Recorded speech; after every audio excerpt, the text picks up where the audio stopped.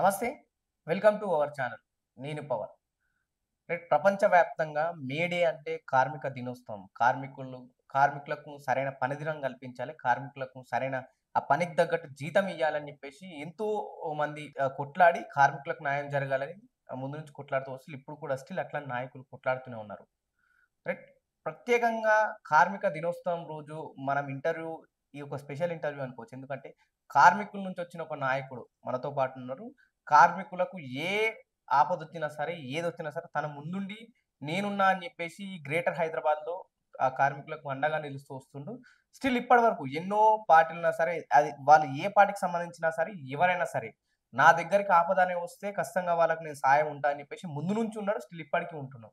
అన్ననే జూబ్లీహిల్స్ కార్పొరేటర్ వెల్లని వెంకటేష్ అన్న. ముందుగా వెల్కమ్ చేద్దాం. అన్న నమస్తే. నమస్తే. నమస్తే. నమస్తే. ముందుగా మీరు కార్మికులకు ముందు నుంచి అండగా ఉన్నారు. కార్మిక దినోత్సవ సందర్భంగా మీకు శుభాకాంక్షలన్న. Thank you. ఓకే. నేను కూడా సేమ్ టైమ్ ప్రపంచ కార్మిక దినోత్సవానికి శుభాకాంక్షలు తెలియజేసుకుంటాను. హ్మ్. చాలామంది కార్మికులందరూ కూడా హ్మ్. భవన కార్మికులని, రాళ్ళగొట్ట కార్మికులని, డ్రైవర్లు గాని, వివిధ కార్మిక ఫ్యాక్టరీలు గాని అందరూ కూడా హ్మ్. ఈరోజు మే డే శుభాకాంక్షలు తెలియజేసుకుంటా ఉన్నాను. ఎందుకంటే కర్షకులు వాళ్ళే మన దేశానికి ఏదైనా చేయాలన్నా, ఇది చేయాలన్నా గానీ వాళ్ళందరికీ మరొకసారి హ్మ్. కార్మిక సంఘాలకందరికి కూడా ధన్యవాదాలు. అంటే మేము చూసింది ఏందంటే వెంకటేష్ అన్న దగ్గర కార్మికుడు వెంకటేష్ అన్న ఇంటికాడ అడుగు పెట్టిండంటే ఏ ఆపదున్నా సరే అన్న అడగడు ఫస్ట్. అన్న నాకు ఈ ఆపద ఉందంటే దాని వెనక రీజన్ అడగడు. సాయం చేయాల్సి వస్తది. ఎందుకు? అంటే కింది నుంచి వచ్చినందుకు అది ఇప్పటికి అలానే ఉందా? ఈ స్టేజ్ ఎదిగినా కూడా? మేము ఒక కింది స్థాయికెళ్ళొచ్చేసి ఇలా ఇంచుమించు ఒక 500 మందికి ఎంప్లాయ్‌మెంట్ ఇస్తున్నామంటే కూడా ఈ రోజు వరకు స్టిల్ దాన్నే టుడే హ్మ్. 500 మంది కార్మికులు మాతో పాటు మా కంపెనీలో గాని, మాతో పాటు ఇప్పటికి కూడా నడుస్తా ఉన్నారు. గత 20, 25 ఏళ్లుగా ఆ కార్మికులు అలానే మాతో కొనసాగుతా ఉన్నారు. హ్మ్. వాళ్ళందరూ కూడా ఎందుకంటే కార్మికుల బాధలు ఎలా ఉంటాయో నేను ఆ స్థాయికెళ్ళి ఫేస్ చేసినా కాబట్టి అవన్నీ కూడా తెలుసు కాబట్టి వాళ్ళకెప్పుడు మంచిగా ఉండాలనే కోరుకుంటాను ఎప్పుడు కూడా. హ్మ్. వాళ్ళంతా బాగుండాలి, సుఖశాంతితో ఉండాలని, వాళ్ళకి మంచి హాస్పిటల్‌కి వెళ్ళి చూడాలని కూడా హ్మ్. కోరుకుంటాను. హ్మ్. ప్రధానంగా విద్య మీద వాళ్ళకు ఎక్కువ తోడుంటారు. కంపల్సరీ. హ్మ్. వైద్య రకంగా ఏదనంటే వాళ్ళకేదైనా ఇప్పుడు పక్క రాష్ట్రాలకెళ్ళి ఛత్తీస్‌గఢ్, జార్ఖండ్ ఈ రాష్ట్రాలకెళ్ళి మొత్తానికి చాలా మంది కార్మికులుంటారు కాబట్టి వాళ్ళతోని ఇప్పటికి కూడా వాళ్ళతోని కూడా ఏదన్నా హెల్త్ ఇష్యూ వచ్చినప్పుడు కానీ, హార్ట్ ప్రాబ్లమ్ వచ్చినప్పుడు కానీ హ్మ్. వాళ్ళని సక్రమ అంబులెన్స్ పంపించిన రోజులు కూడా ఉన్నాయి రాష్ట్రాలకు హ్మ్. వాళ్ళకి.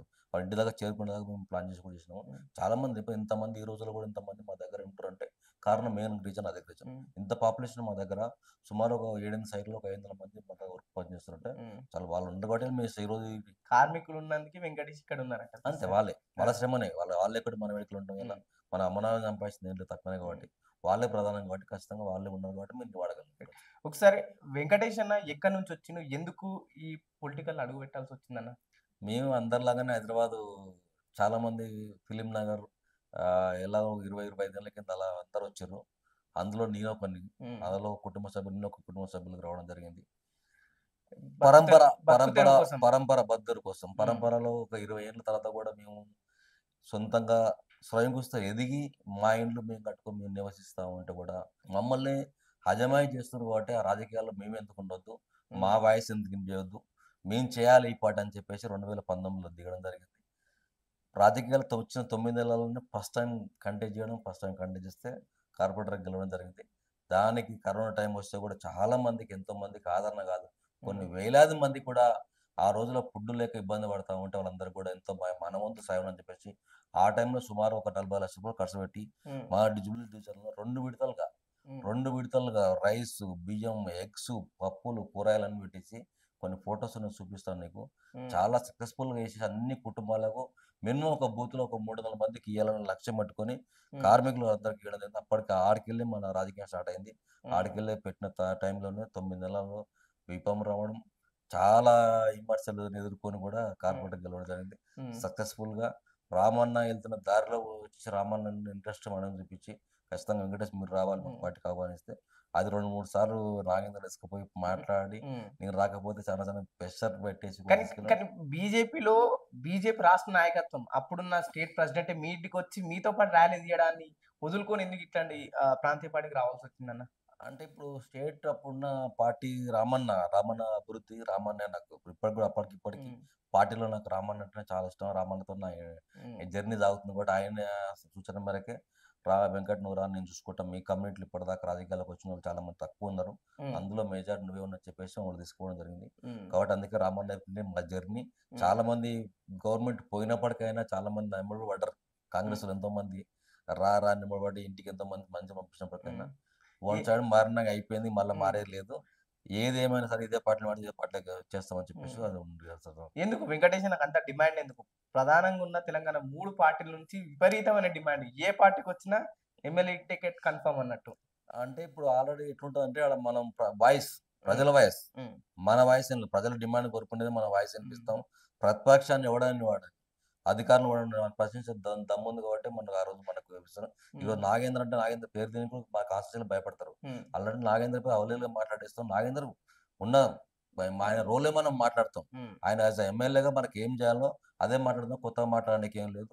ఆ ధైర్యం గడుసు మన దగ్గర ఉన్నాయి, ఖచ్చితంగా మాట్లాడతాం. నిజంగా పార్టీ క్యాడర్ నమ్ముకొని ఈ పార్టీలోకి వచ్చింది, లేకుంటే వెంకటేష్ కి సపరేట్ క్యాడర్ ఉందంటారు ఏమన్నా? క్యాడర్ అంటే పబ్లిక్ అంతా మనం ఉంటారు కదా, మనం మంచి చేస్తే మనం అందుకేనా 3 పార్టీలు ఇవాళ పార్టీ నాగేంద్ర మారినప్పటికైనా చాలా మంది బీఆర్ఎస్ కార్యకర్తలు నింబడిపోయినట్లే.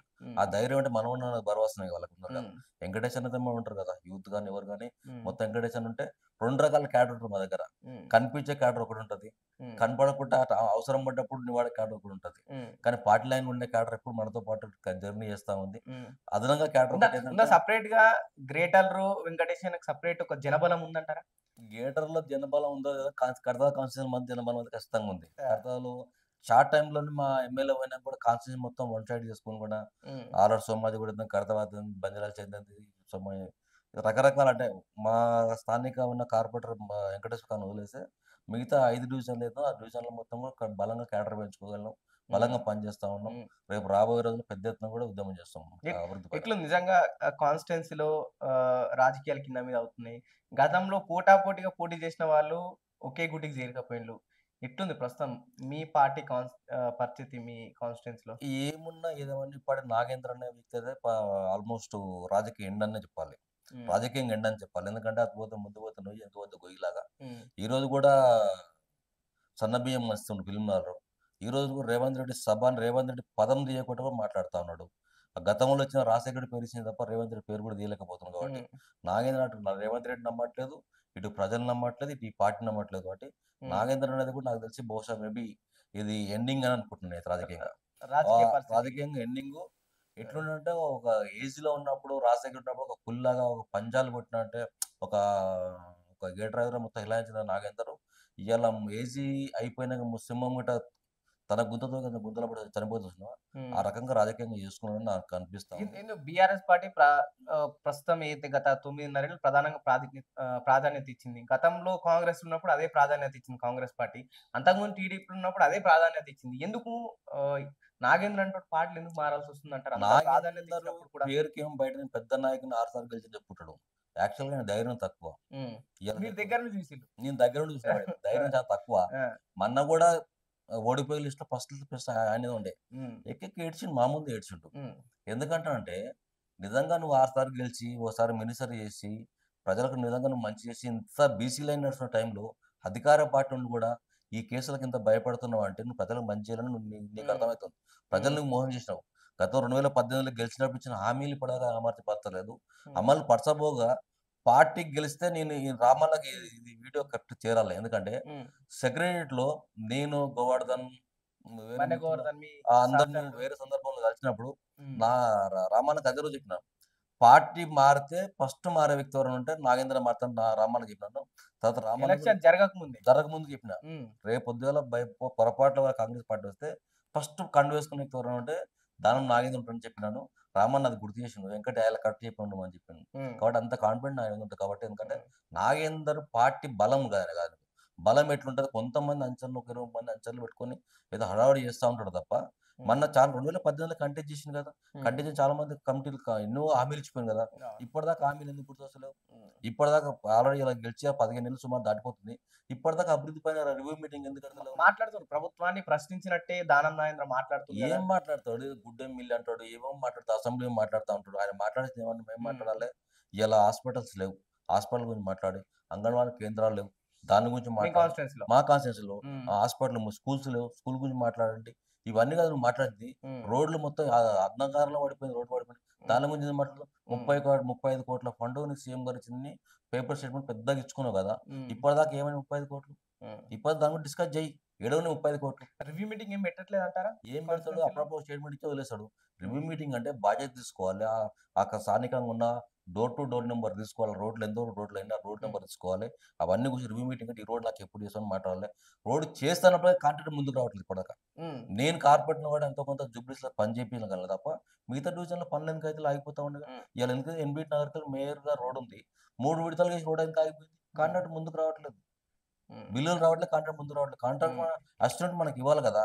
ఆ, మనం ఇస్తే కాంట్రాక్ట్ ముందు రాగలుగుతాడు. ఉమ్, అది లేదు నాగేంద్రకి. ఈ రోజు కూడా ఆవాల మాయ మాటలు చెప్పాలి. ఓట్లేసుకోవాలి. బయటపడాలి. ఇవాళ ఎందుకు భయపడుతున్నావు? ఇవాళ ఉమ్. డిస్‌క్వాలిఫికేషన్ భయపడి ఇవాళ మా మళ్ళీ రామన్నని పార్టీకి కలుస్తున్నాం. సపోర్ట్ గా మాట్లాడుతున్నారు. రామన్న మాట్లాడుతావు. పార్టీకి సపోర్ట్‌గా మాట్లాడుతున్నావు. కేసీఆర్ జోన్‌కి పెద్ద సంఖ్యలో వస్తుంటారు. అవునన్నా కాదన్నా కేసీఆర్ సభ జోన్‌కి లక్షల కొద్ది మంది వచ్చిన మాట వాస్తవం. ఉమ్, కానీ లక్షల మంది మేమే ట్రాఫిక్‌లో ఇరుక్కుపోయినాం 20 కిలోమీటర్ల దూరంలో. ఉమ్, 20 కిలోమీటర్ల దూరం మాకు 20 కిలోమీటర్లు అట్లా ఉన్నాం. 40 కిలోమీటర్లు ఏ రోడ్ చూసుకున్నా 40, 50 కిలోమీటర్ల రోడ్ జామ్ అయిపోయేసి ఉమ్. రోడ్లో సార్ చూడలేక అందరూ మొబైల్ ఫోన్‌లో చూస్తా ఉన్నారు ఆయన. అక్కడికి వెళ్ళిన తర్వాత కూడా వరంగల్ వెళ్ళిన తర్వాత ఆ! వెళ్ళిన మేమే నేనే సాక్షి కదా! 20 కిలోమీటర్ల దూరం మేమే మధ్యలో వెళ్ళిపోయాం. ఉమ్. కానీ కాంగ్రెస్ మంత్రులు 4 మంత్రులు ప్రెస్ మీట్ పెట్టి పూర్తిగా వరంగల్లో జరిగిన ఎల్కతుర్తిలో జరిగిన సభ వాళ్ళ అట్టర్ ఫ్లాప్ అని కక్కుర్తి చెప్తున్నారు. వాళ్ళ కక్కుర్తి ఎట్లుందంటే ఆ సభను చూసి జీర్ణించుకోలేకపోయారు. ఉమ్, నీ చెప్తున్నా ఛాలెంజ్ చేస్తున్నారు రేవంత్ రెడ్డికి. నువ్వు ఉమ్, గవర్నమెంట్‌లో ఉన్నావు కదా! నువ్వు ఎన్ని వందల కోట్లు ఖర్చు పెట్టినా ఆ మీటింగ్ సక్సెస్ ఎంత చెయ్యి. ఉమ్, నువ్వు చేయలేడు రేవంత్ రెడ్డి. ఉమ్, పబ్లిక్ నిన్ను డబ్బులు పెట్టినప్పుడు కానీ పబ్లిక్ వచ్చి ఓపికగా పేషెన్స్‌గా కూర్చోవాలి నీకు. 8:00 సభ అయిపోయిందో లేదో వీళ్ళు రెడీగా మైక్ కూడా అడిగనివ్వడరు. ఎందుకు ఉమ్. మీకు అంత ఆతృత? రేవంత్ రెడ్డి ఇంటి దగ్గర. ఎందుకు నివ్వడరు మీరు? ఆ, ఎందుకు మీకు బాధ ఏంది? మీ కడుపులో నొప్పి ఏదో చెప్పు. ఆ, మీరు పెట్టండి మీటింగ్. రేవంత్ రెడ్డి ఓ పక్క మాట్లాడితే ఓ పక్క పబ్లిక్ లేచిపోతుంటారు కదా మీ మీటింగ్‌లల్ల. ఉమ్. నివాడతారా ఎవడైనా మీటింగ్ నివాడతారా? పొన్నం ప్రభాకర్ చెప్పిండు పూర్తిగా గ్రీన్ మ్యాట్ అది ఎడిట్ చేసి పెట్టిన అంటున్నాడు. రేవంత్ రెడ్డి కళ్ళు పెట్టి తెరిచి చూసుకొని పవన్ ఉమ్, చూసుకోమని చెప్పండి. కవర్ లైవ్‌లో కొన్ని వీడియోలు ఉన్నాయి. కాకపోతే మీరు అప్పటికి మాకు డ్రోన్ కెమెరా లేదు కాబట్టి లారీలకి కొన్ని వీడియోలు తీయించిన ఎంతసేపు ట్రాఫిక్ జామ్ అయిందని కూడా. ఉమ్, ఆ వీడియో కూడా మీకు పంపిస్తాను. మీరు కూడా షేర్ చేయండి. తర్వాత ఉమ్, షేర్ చేయండి. ఉమ్, ఏం తెలియక అవగాహన లేక అంతే. ఉమ్. నిన్న పోతే రేవంత్ రెడ్డి ఏం మాట్లాడు? రవీంద్ర భారత్. రవీంద్ర భారతిలో. అది ఏం మాట్లాడాలి? అది ఏం సభ? దేనికోసం పోయినావు? ఏం మాట్లాడాలి? ఉమ్. పిల్లల కోసం పోయినావు. 10th పిల్లలకు ఫలితాలు ఫలితాల కోసం పోయినావు. దాన్ని ఏం మాట్లాడాలి నువ్వు? ఉమ్, పిల్లలకు మన 4 మంచి మాటలు చెప్పండి. అది చెప్పాలి గానీ, అది పక్కన పెట్టేసి కేసీఆర్ ఇట్లా, కేసీఆర్ అట్లా అంటే నీ నీ నీ నీ ఎమ్మెల్యేని పేరు తీసుకోవట్లేదు. ఫస్ట్ దాని గురించి నువ్వు మాట్లాడు. కేసీఆర్ కేసీఆర్ ఎందుకు నీ గురించి మాట్లాడనీకి ఏం చేస్తావు? కేసీఆర్ చరిత్ర సమాధి ఫామ్ హౌస్ లోనే అయిపోతుందని ఒక స్టేట్మెంట్ ఇచ్చింది. నేనేమన్నానంటే ఎవరు అదృష్టం ఎలా ఉందో అలా ఉంటది. ఉమ్, రేవంత్ రెడ్డి 100 ఏళ్ళు బతకడానికి గ్యారెంటీ ఉంది ఏమన్నా. ఆ భాష ఎప్పుడు కూడా రేవంత్ రెడ్డి మళ్ళీ చెప్తున్నా. మీ స్టూడియో సాకి చెప్తున్నా. ఉమ్, అలాంటి భాష మర్చిపో. నీకు ఇప్పటికైనా నీకు దమ్ము లేదు. ఇప్పటిదాకా సర్పంచ్ ఎలక్షన్ దమ్ము లేదు నీకు రేవంత్ రెడ్డి. నువ్వేం మాట్లాడుతున్నావు? ఉమ్, నువ్వు పెట్టే ఎలక్షన్ పెట్టు. ఉమ్, పెట్టగలుగుతావా? దాన్ని భయపడి 1 ఇయర్ అయిపోయింది. ఇప్పటిదాకా నువ్వేం చేస్తున్నావు? ఉమ్. మొత్తం గ్రామాలు కుంటుపడిపోతా ఉన్నాయి అభివృద్ధి లేక. కులగణన పూర్తిగా జరిగిన తర్వాత బీసీలకు న్యాయం జరిగేలా చూస్తా అందుకే ఈ పంచాయతీ ఎలక్షన్స్ ఆపుతున్నాను. నీకేమన్నాను? 42% ఇస్తాను. నిన్ను ఆపుతోడు ఉన్నాడా? ఉమ్, నిన్ను వాడు ఇస్తాడు. నువ్వు ఇస్తాంటే వాడు ఆపుతోడు ఉన్నాడా చెప్పు? ఉమ్, నువ్వు కూడా తప్పలేడుగా నీకు. కులగణన అయ్యేది అవుతుంది. 42% వాడు ఇచ్చినా ఇవ్వకుండా మా పార్టీ ముందుకు వచ్చి ఉమ్, నిన్ను ఇస్తాంటే వాడు ఆపుతుండా? ఎందుకు పోతలేవు? భయపడుతున్నావు. తెలుసు నీకు ఓడిపోతావని. ఉమ్. గ్రామ పంచాయతీ పోతే అట్టర్ ప్రాపర్ తెలుసు. ఆ భయానికి ఇప్పటికి ఎలక్షన్ పోవట్లేదు. ఇంకో రీజన్ లేదంట కేవలం ఇంకో రీజన్ ఓడిపోతానే. సమస్య లేదు. ఉమ్, రేవంత్ రెడ్డి గ్రామాలలో ఇడుతురుగా వాళ్ళ సర్పంచ్ని మొత్తుకుంటా ఉన్నారు. కంటెక్ట్ చేద్దాం సర్పంచ్ ఊర్లకి నాకు ఫోన్ చేసి కూడా ఉమ్. మా ఓటు ఎప్పుడు పెడుతుందో తెలియదు. మనసరానికి ఖర్చు పెరిగిపోతా ఉంది. బిల్స్ పెరుగుతుంది పెండింగ్ బిల్స్. బిల్లు పెరుగుతా ఉన్నాయి. క్యాడర్ మెయింటైన్ చేయలేకపోతున్నాం. ఉమ్, ఎలక్షన్ ఎప్పుడు తెలియక భయపడి వాళ్ళు పెట్టుకోలేకపోతున్నాం. ఉమ్, ఇప్పటిదాకా ఎందుకు చేయట్లేదు రేవంత్ రెడ్డి? ఉమ్. పెట్టు, ఎలక్షన్ పెట్టు. నీ బలం తెలుస్తుంది కదా నీకు. బీసీ ఉద్యమం తెలంగాణలో పెద్ద ఎత్తున నడుస్తుంది. ఏవి అవునన్నా కాదన్నా కాంగ్రెస్ పార్టీ కులగణన చేసింది. ఈ కులగణని పెట్టుకొని అటు కేంద్ర ప్రభుత్వం కూడా నిన్న స్టేట్మెంట్ ఇచ్చింది. ఎట్లా చూసారు? 2 జాతీయ పార్టీలు కులగణన ఏదేమైనా నీకు బీసీ సంఘాలు గాని బీసీల పట్ల బాగా చైతన్యం ఇవ్వడం వాస్తవం. సభ కింద నీరులాగా నేను కూడా, ఎందుకంటే ఈ మధ్యకాలం చాలా పెందులకు వెళ్ళిన ఎక్కడికి వెళ్ళినప్పటికైనా ఓ 10 మంది జమ అయితే ఖచ్చితంగా బీసీ గురించి డిస్కస్ చేసుకుంటున్నమాట వాస్తవం అది. ఇందులో డౌట్ లేదు. కానీ 2 జాతీయ పార్టీలు రేవంత్ రెడ్డి అని చెప్పేసి నిన్న బీజేపీ డిక్లేర్ ఇచ్చింది. కులగణన దేశం మొత్తం చేస్తాం, కులగణన చేస్తాం అని బీసీలకు ఎంత ఇస్తామని చెప్పలేదు. కులగణన చేస్తామని చెప్తుంది అది. కులగణన చేస్తాం చెప్పడం మేము స్వాగతిస్తాం, సంతోషం. బీసీల పక్షాన్ని ఇస్తా అంటే మాకేం బాధ లేదు. బీసీలకు 2 పార్టీలు పడేసి ఈ ఉద్యమాన్ని నీరు గార్చకుండా మీరు ఏం చేస్తారో తొందరగా చేయండి, ఏమి ఇస్తారో ఇవ్వండి. ఇక రేవంత్ రెడ్డి సూటి ప్రశ్న ఒకటే ప్రశ్న అడుగుతా ఉన్నా, మీకు 42% ఇస్తా అంటే మిమ్మల్ని ఆపుతానికి ఎవరైనా ఉన్నారా? హ్మ్. ఎవ్వరు లేరు. ఇప్పుడు ఇప్పుడు రాహుల్ గాంధీ ఎప్పుడైతే నరేంద్ర మోదీ స్టేట్మెంట్ ఇచ్చిన తర్వాత రాహుల్ గాంధీ ఇచ్చిన స్టేట్మెంట్ తెలంగాణలో కావచ్చు, బీహార్‌లో మేము పూర్తిగా స్వచ్ఛందంగా జరిపినాము. కులగణనకు సహకరించిలు. ఇక్కడ సక్సెస్‌ఫుల్‌గా జరిగింది. దీన్ని బేస్‌గా చేసుకొని దీన్ని ఎగ్జాంపుల్‌గా తీసుకొని బీజేపీ ఇతర రాష్ట్రాల్లో జరిపితే బావుంటది. దానికి మేము ఖచ్చితంగా సహకరిస్తామన్న రాహుల్ గాంధీ నిజంగానే ఒక తెలంగాణ బిడ్డగా తెలంగాణలో పూర్తి స్థాయిలో కులగణన జరిగిందా అంటే ఏం చెప్తారు? జరగలేదు, వాళ్ళ ఎమ్మెల్సీ చెప్పిండు కదా, హ్మ్. తీన్మార్ మల్లన్న చెప్పి చింపేసిండు, పేపర్ చింపేసిండు కదా. హ్మ్. నిన్న కూడా డిబేట్‌లో కూడా మాట్లాడిండు చూసినారు రేవంత్ రెడ్డి, తీన్మార్ మల్లన్న హ్మ్. వాళ్ళ ఎంపీ, ఈయన ఎంపీ మాట్లాడిండు ఆయన. మాట్లాడేటప్పుడు చెప్పిండు. కులగణన చెప్పిండంటే ఆయన క్లియర్‌గా మాట్లాడుతుండు కదా. ఆయన హ్మ్. కూడా ఆన్సర్ ఇవ్వలేకపోయారుగా మీరు కాంగ్రెస్ హ్మ్. పార్టీ. మీ కులగణన ఎట్లా నమ్మాలి? నేనేమంటున్నా ఒకటే చెప్తున్నా, కులగణన ఉంది. ఒక విలేజ్ ఉంది. విలేజ్‌లో ఒక 300 ఇళ్ళున్నాయి. 300 ఏ కులం సింపుల్ తెలిసిపోయి కదా. తెలిసిపోతుంది. నీకు ఆన్‌లైన్‌లో పెట్టేసి నీకు అప్లై పెట్టు. ఒకవేళ రానుంటాడు అప్లై చేసుకుంటాడు. హ్మ్. నేను చేసుకోవాలని నీకు కనిపిస్తది కదా. నీ గ్రామ ఊర్లో పంచాయతీలో లిస్ట్ నీకు పెట్టడం లిస్ట్ అతికి, నీ గ్రామ పంచాయతీ బోర్డుకి లిస్ట్ అతికి, హ్మ్. ఈ కులాలు ఎంతమంది, ఈ కులాలు ఎంతమంది పెట్టు. ఓపెన్ పెట్టు. హ్మ్. ఇక ఓపెన్ పెడితేందుకు రేవంత్ రెడ్డి భయపడుతున్నాడు? హ్మ్. రెడ్డి ఓట్లు తక్కువ కూడా భయపడుతున్నాడు. హ్మ్. రెడ్డిల పక్షాన వాళ్ళు ఎంతమంది నిజంగా ఉన్నారు? 2 జాతీయ పార్టీలు బీసీలను ముంచే ప్రయత్నం చేస్తున్నాయంటారా? ఖచ్చితంగా 100% హ్మ్. ఇవాళ కేసీఆర్ గారు అత్యంత బీసీల సీట్లు ఇచ్చింది, ఎమ్మెల్యే సీట్లు ఇచ్చింది కేసీఆర్ ఇచ్చారు. ఇప్పటికి ఆయన స్టిల్ హ్మ్. బీసీ ఎమ్మెల్యే ఎక్కువ అంది ఇప్పుడు కూడా ఈరోజు కూడా. ప్లస్ గ్రేటర్ చూసుకో ఎంతమంది బీసీలు, హ్మ్. చాలా మంది బీసీలు ఉంటారు. ఆల్మోస్ట్ గ్రేటర్ 40 మొత్తం బీసీలో ఉంటారు. నో. ఒక ఇద్దరు రెడ్లు తప్ప మిగతా మొత్తం ఆల్మోస్ట్ బీసీలో ఉంటారు. హ్మ్. అది హ్మ్. అందుకే రేవంత్ రెడ్డి ఒకటే సూచన చెప్తా ఉన్నాం, మీరు నిజంగా ఇవ్వాలనుకుంటే మీకు అడ్డం ఎవరు ఉంటారా? కోర్టు ఏం అడ్డం వస్తుందా? జనరల్ సీట్లో కూడా ఇవ్వండి, బీసీలకు ఇవ్వండి, హ్మ్. తప్పేం లేదు. చైర్మన్లు ఇవ్వండి, హ్మ్. చైర్మన్లు మీరు ఎట్లకి ఇచ్చుకుంటా ఉన్నాం. ఇంకా ఇవాళ కూడా చెప్తాను, రిటైర్మెంట్ అని రెడ్లు మొత్తం కూడా మళ్ళీ ఆల్రెడీ పోస్టుల్లో పెట్టుకుంటున్నావు కదా హ్మ్. నువ్వు. ఇలా బీసీలకు న్యాయం ఎట్లా చేస్తావు? కేవలం రేవంత్ రెడ్డి ఉండంగా కాంగ్రెస్ పార్టీ బీసీలకు న్యాయం చేయదు, హ్మ్. అందులో డౌట్ లేదు. ఇది చాలా పెద్ద స్టేట్మెంట్ ఇది. చాలా మంది అందరూ అది ఇప్పుడు ఎత్తురు. హైదరాబాద్ ఆహ్, మంత్రి incharge Ponnam Prabhakar BC, TPCC అధ్యక్షులు బీసీ, సీనియర్ లీడర్స్ చాలా మంది దాంట్లో బీసీలున్నారు కాంగ్రెస్‌లో. నేను ఒకటి ఏం చెప్తా అంటే, మీ ఎమ్మెల్యే కూడా పొన్నం బీసీయే. నేనేమన్నా అంటే పొన్నం ప్రభాకర్ మా టీపీసీ అధ్యక్షుడు ఉన్నప్పటికైనా గాదుల శ్రీనివాస్ అనే వ్యక్తిని పెట్టుకుని వాళ్ళు ఆడ మీటింగ్ పెట్టుకుంటారు. జాజుల శ్రీనివాస్. గాదుల శ్రీనివాస్ పెట్టుకుని వాళ్ళు పెట్టిన మీటింగ్లల్లో ఒక్క మెయిన్ మీడియా అనేది ఒకటి ఉంటుందని చూడండి ఒకసారి. హ్మ్. ఒక పేపర్లు రాదు, హ్మ్. ఒక మీడియా కవరేజ్ ఉండదు, హ్మ్. వాళ్ళ ఉన్న యూట్యూబ్లో కవరేజ్ చేయదు. హ్మ్. ఎగ్జాంపుల్ ఒకటి చెప్తాం, ఒడ్డు రోబన్న జయంతి రవీంద్ర భారతిలో పెట్టారు. హ్మ్. నాకు బాగా దాన్ని నన్ను కూడా పిలిచారు, హ్మ్. నేను కూడా విజిటింగ్ చేస్తే పోయినా. ఇప్పటిదాకా ఒక్క పేపర్ కటింగ్ చూపియండి. హ్మ్. ఏబిఎన్‌లో చిన్న ఒక 4 పేజీలో చిన్న column district paper. Shed paper అనుకుంటా. ఆ! చిన్నగా ఇచ్చిర్రు తప్ప ఒక్క పేపర్‌లో కవరేజ్ లేదు, ఒక యూట్యూబ్‌లో లేదు. హ్మ్. బాధాకరం ఏందంటే ఒక్క టీవీలో బులెటిన్‌లో చూపియలే. హ్మ్. టీపీసీ అధ్యక్షుడు వచ్చిండు కదా, మహేష్ కుమార్ గౌడ్. మహేష్ కుమార్ వచ్చిండు కదా, అంత పెద్ద నాయకుడు వచ్చినప్పుడు కనీసం ఒక బులెటిన్‌లో ఒక విజిట్ హ్మ్. అధికారికంగా చేస్తుర్రు కదా, మేము కూడా స్వాగతించినాం. అవును. ఫస్ట్ టైం కాంగ్రెస్ పార్టీ వచ్చింది. వడ్రోబన్న జయంతి చేస్తే మేము కూడా అన్నాం. హ్మ్. బాధాకరంగా వడ్రోబన్న ఎట్లుంటదంటే, ఒడ్రే కమ్యూనిటీ 23 కాన్స్టిట్యూన్సీ సిటీ మొత్తంలో బలమైన పాపులేషన్ ఉంటది. న ఆ కమ్యూనిటీ అనేది ఇప్పటిదాకా ముందుకు రాలే. హ్మ్. పాపులేషన్ గుర్తించలే, వాళ్ళని కూడా గుర్తించలేదు.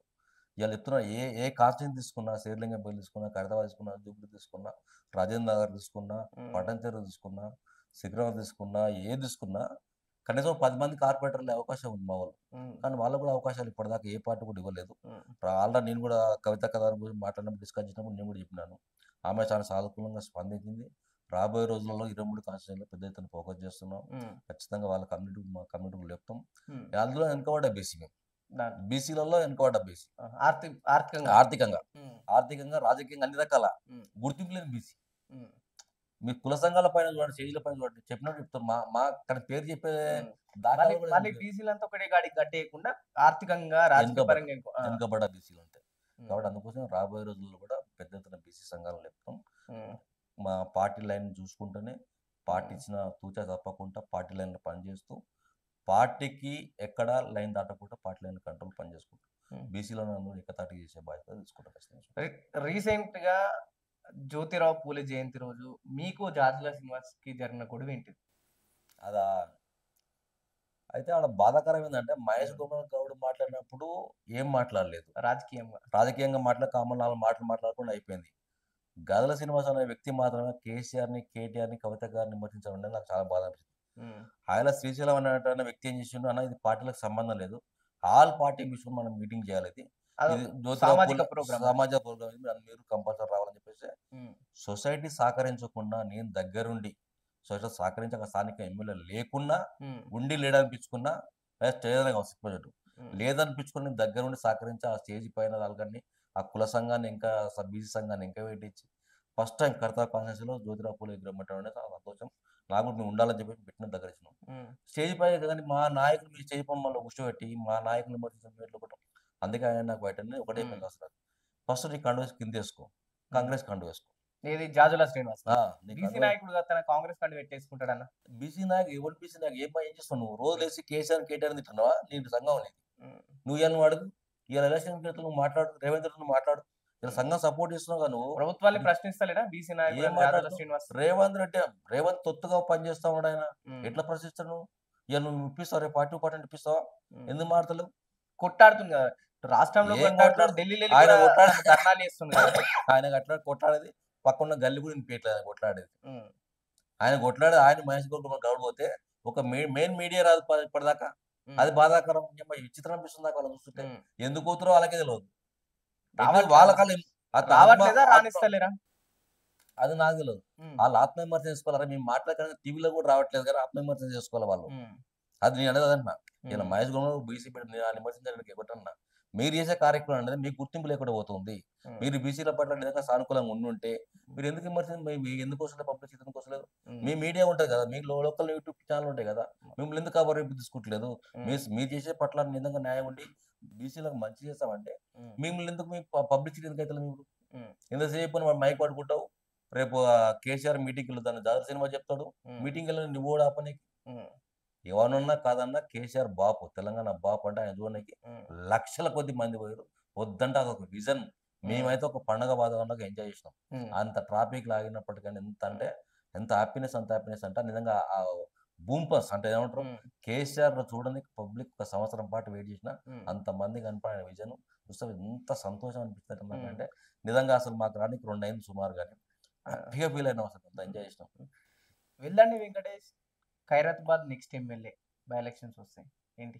పార్టీ ఏది ఆదేశిస్తుందన్న హ్మ్. పార్టీ కార్యకర్తగా పనిచేస్తా హ్మ్. కంటెస్ట్ చేసి నాగేంద్ర దించేమంటే దించనీకి రెడీగా ఉన్నాను. హ్మ్. దాంట్లో ఉంది. టూ అడే వెంకటేష్ శాసనసభ్యులు అంటే ఎట్లుంది? బాగుంటుంది ఎందుకుంటాం. హ్మ్. ఇప్పుడు కౌన్సిల్ వేసుకున్న మున్సిపాలిటీకి వెళ్ళినప్పటికైనా మేయర్ గారు కానీ వాళ్ళని కానీ హ్మ్. ఒక ఆట ఆడుకుంటూ చూసి రావాలి మీరు కూడా చూసి హ్మ్. ఎక్కడికి వెళ్ళినా ఫైటర్ హ్మ్. వేడికి వెళ్ళినా ఫైట్ చేస్తాం. ఆ! పార్టీ లైన్ దాటకుండా హ్మ్. పార్టీ విమర్శించే తట్టుకోలేము. ఆ! ఖచ్చితంగా ఫైట్ చేస్తాం. ఎక్కడ బానిసకి బెండ్ అయ్యలేదు. హ్మ్. నాగేందర్ని కొట్టారు నాగేందర్ లాగా ఆలోచన చేయలేడు. ఖైరతాబాద్‌లో నాగేందర్ని కొట్టాలంటే నాగేందర్ లాగానే ఆలోచన చేయాలి. ఖైరతాబాద్‌లో మీ ప్రత్యర్థి ఎవరు? మన్నె గోవర్ధన, దానం నాగేంద్రనా, పి. విజయారెడ్డియా? నా ప్రత్యర్థి నాగేందర్ ఒకటే అనుకుంటున్నా. వీళ్ళెవరు నా టార్గెట్ కాదు నా లక్ష్యం. హ్మ్. నా లక్ష్యం నా టార్గెట్ నాగేందర్ ఇప్పుడు ఎమ్మెల్యే కాబట్టి హ్మ్. నా టార్గెట్ నాగేందర్‌నే కొట్టాలంతే. హ్మ్. ప్రధానంగా ప్రత్యర్థి ప్రధాన నాగేంద్ర. ప్రత్యర్థి నాగేందర్ నాకు. హ్మ్. నాగేందర్ ఎట్లైనా ఈ పార్టీ ఓడించాలి. మిగతా వాళ్ళు ఎవరొచ్చినా అవసరం లేదు. మిగతా వాళ్ళు నేనంత ఎక్స్‌పెక్ట్ చేయట్లేదు వాళ్ళ గురించి. హ్మ్. వాళ్ళంత ఊహించుకోవట్లేదు నేనైతే. హ్మ్. వాళ్ళు చాలా చిన్నోళ్ళు వాళ్ళ ఆలోచన కూడా ఆ సైజు నాగేందర్ సైజ్ సరిపోదు. హ్మ్. నాగేందర్ అనే వ్యక్తి ఏం చేస్తాడు? పక్కన లెఫ్ట్ సైడ్, రైట్ సైడ్ అందరిని కొంటా ఉంటాడు. ఆడు దగ్గర నుండి చదివిండు నాగేంద్ర. నాగేంద్ర కన్నా ఎక్కువ నాగేంద్రని చదివింది వెల్లండి వెంకటేష్. వీళ్ళని వెంకటేష్ తక్కువ టైంలో ఎక్కువ చదివిందంటే నాగేంద్ర రాజకీయం ఎట్లుందంటే హ్మ్. వెంకటేష్ ఇంకా ఎవరుండ్రు ఏం చేయాలి ఎట్లా కొనాలి అని ఎవడైతే ఉంటాడు. కానీ సేమ్ టైం వాళ్ళ మంది కొండి మనం అడుగుకుంటారు. నేర్చుకున్నారా నాగేంద్ర దగ్గర ఏదైనా అదే రాజకీయం? నేర్చుకున్నాం. అదే నేర్చుకున్నాం. ఇవాళ ఈ 4 బూతులు మన ప్రచారం ఉంటే ఆడ మందిని గాయబ్ చేస్తాడు. హ్మ్. మంది నుంచోడు నాగేందర్. హ్మ్. విజయుడిని అట్లా చేసే కదా ఫెయిల్ చేసింది. హ్మ్. విజయుడికి అంత పాపం సలహాదారులు ఇంకా లేక చెప్తులు సరిగా కోఆర్డినేషన్ లేక ఆయన కొంచెం వన్ సైడ్ ఆలోచిస్తాడు. అంటే రాజకీయం ఎట్లుందంటే హ్మ్. ఏబీసీ అంటే ఆయన సి దాకా మన విజన్ ఉండాలి. హ్మ్. ఏ ఉన్నామనుకుంటే మన ఆడిపోయిన ముంచేస్తాడు. నాగేంద్ర ఫస్ట్ ఆల్ కూడా అలానే ఉంటాడు. హ్మ్. అందుకోసం నాగేందర్ రాజకీయం చేయాలి. నాగేందర్ లాగానే ఆలోచించాలి. హ్మ్. నాగేందర్ మైండ్ సెట్ ఉంటుందంటే ఏ టైంకి ఏడ అవసరం ఎంత చేయాలో తెలుస్తుంది. కాబట్టి అందుకే నాగేందర్ మాకు రాజకీయ ప్రత్యర్థి తప్ప వ్యక్తిగతం మాకేం కాంట్రవర్సీ లేదు కానీ హ్మ్. ఖచ్చితంగా నాగేందర్ పేరు నేను గుర్తు చేసిన సభలో హ్మ్. నాగేందర్ పేరు మర్చిపోయారు యాక్చువల్‌గా. ఆ! మన జ్యోతిరావు పూలే సభ. జ్యోతిరావు పూలే రోజు మర్చిపోయారు ఆ! పేరు. అరే మా బీసీ బిడ్డ మా ఎమ్మెల్యే నేనే గుర్తు చేసిన నాగేందర్. హ్మ్. అంటే బీసీల పట్ల ప్రేమతో గుర్తించింది తప్ప అదే వచ్చేది పట్టించుకునేవాడిని కాను కానీ హ్మ్. బీసీ కాబట్టి మేము గుర్తు చేసినాం ముందుకు హ్మ్. తీసుకెళ్ళినట్టు. కాబట్టి నేను నా టార్గెట్ నా లక్ష్యం నాగేందర్ని కొట్టాలంటే నాకు ఖచ్చితంగా ఈ పార్టీ హ్మ్. బైపోల్ వచ్చినా జనరల్ ఎలక్షన్ వచ్చినా హ్మ్. ఖచ్చితంగా నాగేందర్‌కి ఇది ఎండ్ అయిపోద్ది. హ్మ్. ఉంటే బైపోల్ వస్తే ఇప్పుడు ఈ లోపల అయిపోతుంది, లేదంటే ఇంకో 3 ఏళ్ళు ఉంటే ఉండొచ్చు. పార్టీలో ఇంటర్నల్ ఉన్న సమాచారం బీసీ ఉద్యమం బలంగా నడుస్తుంది. బీసీ అనే ఒక కార్డ్‌తోని వెల్లని వెంకటేష్‌కి టికెట్ ఇవ్వబోతున్నారు. ఖైరతాబాద్ కాన్స్టిట్యున్సీ‌లో ఒక బీఆర్ఎస్ పార్టీలో అయితే ఒక ప్రధానంగా ఒక చర్చ నడుస్తుంది. అయితే అక్కడున్న కొంతమంది సీనియర్ నాయకులు కూడా మీ పేరు ప్రస్తావించిర్రు. అయితే అందరి సపోర్ట్ ఉంది. అందరు ఆల్మోస్ట్ శ్రీరణ గాని, గోపన్న అందరూ స్థానికంగా ఉన్న అందరి సపోర్ట్ ఉన్నప్పటికైనా party line KCR final decision. Seat అనేది మనం ఎక్స్‌పెక్ట్ చేస్తే మనకి ఇయ్యరు. వాళ్ళు ఇవ్వాలనుకుంటేనే ఇస్తారు. కాకపోతే మనం బలంగా మా లక్ష్యం నాగేంద్ర కొట్టాలనుకుంటాను. కాకపోతే ఇంకొకటి బలంగా ఒకటి ఏం చెప్పాలంటే, ఇంత బీసీ లైన్ నడుస్తున్నాగా మళ్ళీ ఇంకో ఓసీకి సీట్ ఇస్తారని అయితే ఎక్స్‌పెక్ట్ చేయను. వెంకటేష్‌కి ఇస్తారా అయ్యారా నేను దాని గురించి డిస్కస్ చేయట్లేదు కానీ బీసీలు ఎవరికి ఇచ్చినా ఖచ్చితంగా సపోర్ట్ చేస్తారు. ఖచ్చితంగా బీసీలకు ఎవరికి ఇచ్చినా సపోర్ట్ చేస్తాం. బీసీలను గెలిపించుకొని పార్టీ ఒకవేళ మిమ్మల్ని కాదని ఇంకెవరికైనా సీట్ ఇస్తే మీ పరిస్థితి ఏంటి? అయినా పనిచేస్తాను. నాకు రామానంద పూర్తిగా ఆత్మవిశ్వాసం ఉంది. ఏది పార్టీ ఏ పదవైనా నా పార్టీ కోసం ఏ పదవి ఇచ్చినా తూచే తప్పకుండా పని చేసుకుంటాను. నాకు రామాన్న ఒకటి చాలు అంతే. నాకు రామాన్న అంటే ఎమ్మెల్యేతో సమానం. నాకేం లేదు అట్లా నాకు ఆ డౌట్ లేదు. రామాన్న మీద నాకు పూర్తి విశ్వాసం ఉంది. ఖచ్చితంగా రామన్న ఎన్నో మీటింగ్లు వేదికలో నేను లేనప్పుడు కూడా సమాచారం నాకున్న సమాచారం ఏంటంటే ఆ కమ్యూనిటీకి లెవెల్ వెంకటేష్ అక్కడ ఒకడే ఉన్నాడు, మనం అతను చూసుకోవాలనేప్పుడు చాలా సందర్భంలో మాట్లాడాం కాబట్టి ఆత్మవిశ్వాసం ఉంది. రామన్న కోసమే సార్ సీఎం అయితే రాబోయే రోజుల్లో రామన్న సీఎం మా కళ. ఆ కళ కోసం మాత్రం పనిచేస్తా. ఖచ్చితంగా రాబోయే రోజుల్లో కేటీఆర్ సీఎం కోసం పనిచేస్తా. రాబోయే రోజు 23 కాన్స్టిట్యున్సీలలో మా కమ్యూనిటీ బేసిక్ మూగమైన కమ్యూనిటీ మా బేసిక్ ఎందుకంటే ఒక కార్పొరేట్ చైర్మన్ అనేది కాంగ్రెస్ పార్టీ మా వాళ్ళకి ఒకరికి ఇచ్చింది శేర్లింగపల్లి. మా కుల సంఘాలు కానీ అవి కానీ ఖచ్చితంగా అన్నీ అంటే మాకు అంటే రాజకీయ అవకాశం కాంగ్రెస్ పార్టీ నుంచి ఆల్మోస్ట్ మా కమ్యూనిటీ మొత్తం అంతా కాంగ్రెస్ వైపు చూస్తూ ఉంది.